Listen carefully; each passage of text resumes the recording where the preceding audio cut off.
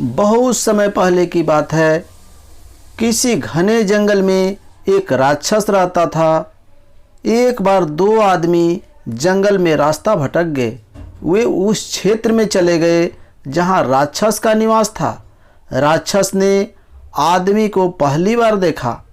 अभी तक उसने 4 टांगों वाले जानवर को ही देखे थे। राक्षस ने उसमें से एक आदमी को पकड़कर हवा में उछाला तो वह आदमी दर्द से चीख उठा। एक अजीब सी आवाज़ सुनकर राक्षस बहुत खुश हुआ तथा उस आदमी को मारकर खा गया।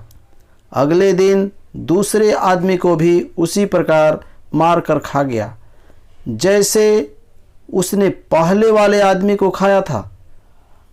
आदमी के मांस और खून में उसे अजीब सा स्वाद महसूस हुआ। वैसे भी वह जानवरों का खून पीकर ऊब गया। सो आदमी के खून का स्वाद उसे जानवरों को खून के स्वाद से अच्छा लगा। तब उसने सोचा कि आदमी का ही शिकार किया जाए। अब वह आदमी की तलाश में निकल पड़ा। 3 दिन तक जंगल में भटकते रहने के बाद राक्षस को एक बस्ती दिखाई दी। ऊंचे ऊंचे मकान राक्षस ने पहली बार देखे, किंतु मकान के दरवाजे देखकर राक्षस असमंजस में पड़ गया। उसमें घुसने की कोशिश करता किंतु घुस नहीं पाता क्योंकि दरवाजे की ऊंचाई कम थी तथा राक्षस को दरवाजों से घरों में आदमी भी दिखाई दे रहे थे, किंतु वह उसे पकड़ नहीं पा रहा था। अंत में उसे बस्ती में एक आदमी आता हुआ दिखाई दिया। राक्षस को भूख बड़ी जोर से लगी थी, सो उसने आदमी को पकड़ा, हवा में उछाला और देखते ही देखते उसे चबा गया। बस्ती के कुछ लोग यह दृश्य देख रहे थे। वे घबरा गए। बस्ती में राक्षस के रूप में उसे अपने सामने मौत तैरती नजर आ रही थी। बस्ती के लोग मौका पाकर राक्षस की शिकायत राजा से करने पहुंच गए तो राजा ने अपनी सेना के द्वारा राक्षस को उस समय बंदी बनवा लिया जब वह सो रहा था।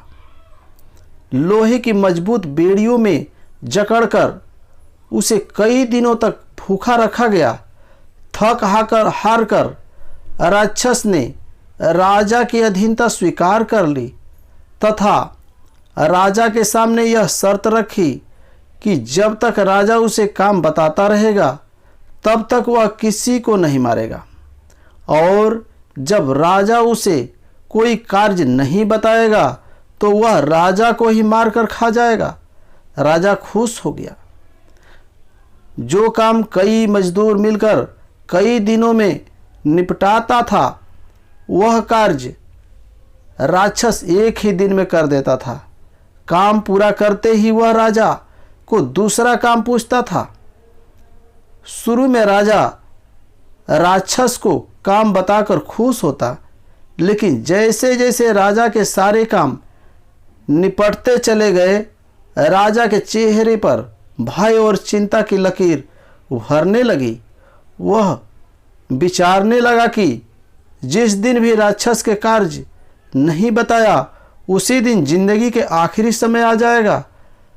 राजा को परेशान देख करके मंत्री ने राजा की परेशानी जानने की प्रयास किया। राजा ने मंत्री को अपना समस्या बता दी कि अब उसके सारे काम पूरे होते जा रहे हैं, शीघ्र ही राक्षस उसे खा जाएगा। मंत्री बहुत चतुर और बुद्धिमान था। काफ़ी सोच विचार कर बाद में मंत्री को यह युक्ति सूझी। उसने राजा से कहा, अब जब भी राक्षस कोई काम पूछेगा तो उससे कहना कि वह इस कुत्ते की टेढ़ी पूंछ को सीधा कर दे। राक्षस के काम पूछने पर राजा ने वैसा ही किया जो मंत्री ने सुझाव दिया था। राजा ने कहा, मेरे पालतू कुत्ते की पूंछ को सीधा कर दो।